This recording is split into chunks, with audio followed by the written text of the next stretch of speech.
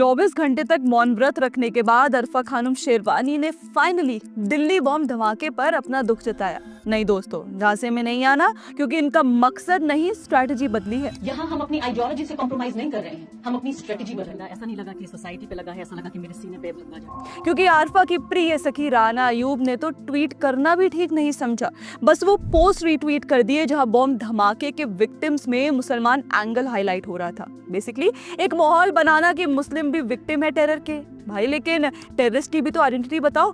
RJ Saima भी कुछ कम नहीं निकली, ट्वीट कर लिखती है कितने बीमार है वो लोग जो इतनी भयानक घटना के बाद भी नफरत फैलाने में लगे हैं। सभी समुदायों के निर्दोष लोगों ने अपनी जान और अपने प्रिय खोए हैं।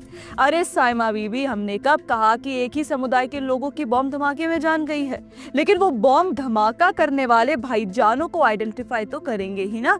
अब एक कौम के इतने सारे डॉक्टर्स मुजम्मिल, आदिल, शाहीन, मोयुद्दीन, उमर का नाम कथित तौर पर दिल्ली बॉम्ब धमाके के आरोपियों में आएगा तो उसे तो हाईलाइट करना बनता है ना। आपके मुस्लिम जर्नो गैंग को क्यों इस बात से इतनी मिर्ची लग रही है? हिंदुत्व, गून स्प्रेडिंग टेरर, ये आपके ही शब्द थे ना मोहतरमा एक समुदाय के प्रति। तो आज कौन सा सांप सूंघ गया आपको जो अब दिल्ली बॉम्ब ब्लास्ट के कथित आरोपियों को आइडेंटिफाई करने से इतना घबरा रही है? मतलब बारे सेलेक्टिव प्रोपोगंडाधारी।